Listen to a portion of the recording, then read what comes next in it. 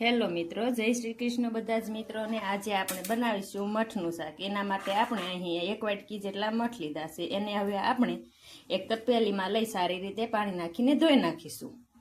આ રીતે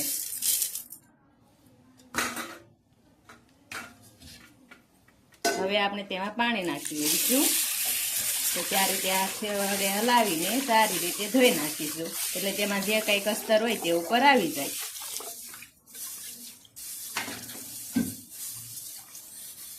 હવે આપણે તેનું આ રીતે પાણી કાઢી લઈશું।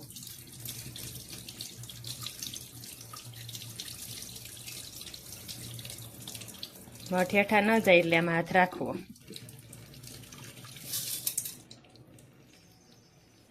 આપણા મઠ આ રીતે સારી રીતે ધોવાઈ ગયા છે। આપણે એક કુકરમાં પાણી ગરમ મૂક્યું છે, તેમાં ઓરી દઈશું।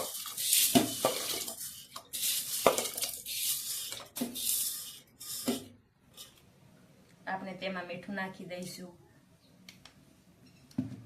અને 1 પાવડા જેટલું તેલ, એટલે જેથી ઉભરાણ ન આવે, આપણે બફાય તેમાં। હવે આપણે કુકરનું ઢાંકણું દઈ તેને બફાવા દઈશું।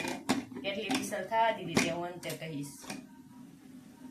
આપણા મઠ સારી રીતે બફાઈ ગયા છે। આપણે તેમાં 7 સીટી થવા દીધી હતી। હવે આપણે તેનો વઘાર કરી લઈશું।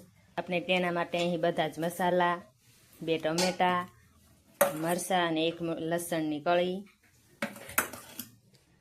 મીઠા લીમડાના પાન। આપણે એક પેનમાં તેલ ગરમ મૂકી લઈશું।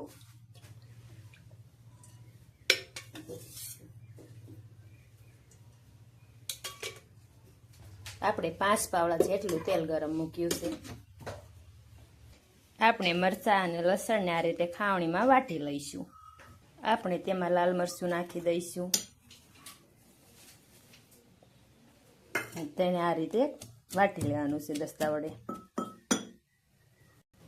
આપણું તેલ ગરમ થયું છે કે નહીં તે આપણે ચેક કરી લઈશું। આ રીતે રાઈના દાણા નાખી, હજી આપણું તેલ ગરમ થયું નથી, તેને થવા દઈશું। આપણું તેલ ગરમ થઈ ગયું છે, તો આપણે તેમાં રાઈ, 1 ચમચી રાઈ, 1 ચમચી જીરું,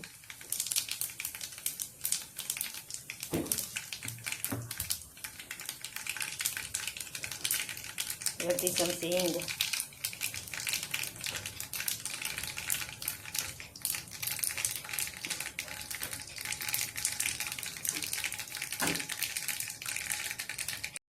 આપણો મસાલો કકડી જાય એટલે તેમાં મીઠા લીમડાના પાન,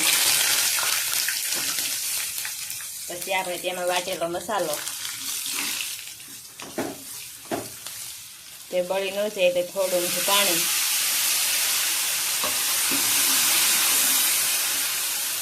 આપણે મસાલો નાખીએ એટલે લો ગેસ કરી નાખવાનો, સાવ ધીમો। પછી આપણે તેને સેજવાર પાકવા દઈશું। 5 ચમચી હળદર, 1 ચમચી ધાણા જીરું। હવે આપણે તેને સારી રીતે પાકવા દઈશું।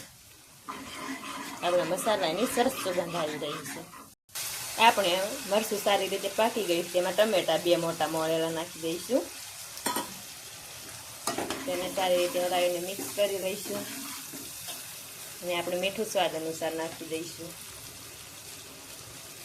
આપણે મઠમાં નાખ્યું છે એટલે આપણે ઓછું નાખવું।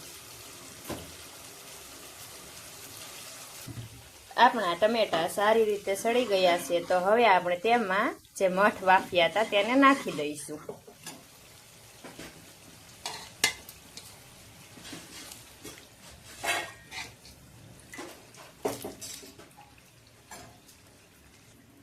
આપણે આ રીતે મઠને તેમાં નાખી દેવાના છે। આપણે બાફવામાં પાણી નાખ્યું હતું તે એમના રહેવા દીધું છે, તેનાથી વધારે મીઠું શાક આપણું લાગે છે। આપણા મઠ ડૂબી જાય એટલું પાણી આપણે નાખવાનું છે, એટલે આપણે આ રીતે ઘાટું શાક રહે રસાવાળું।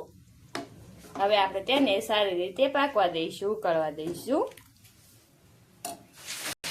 તમારે જો વધારે રસો જોતો હોય તો તમે તેમાં પાણીને એડ કરી શકો છો। હવે આપણે તેને સારી રીતે ઉકળવા દઈશું। તમે તેને ભાત સાથે પણ ખાઈ શકો છો। આપણું શાક સારી રીતે પાકી ગયું છે, આ રીતે ઉકળી ગયું છે, બબલ્સ થઈ રહ્યા છે। તો હવે આપણે ગેસ બંધ કરીને તેને પીરસી દઈશું ગરમા ગરમ। આપણા મઠનું શાક બનીને તૈયાર છે. આપણે તેને પીરસી દઈશું. ઉપરથી આપણે મીઠા લીમડાનું પાન અને લીંબુ સાથે તેને પીરસીશું.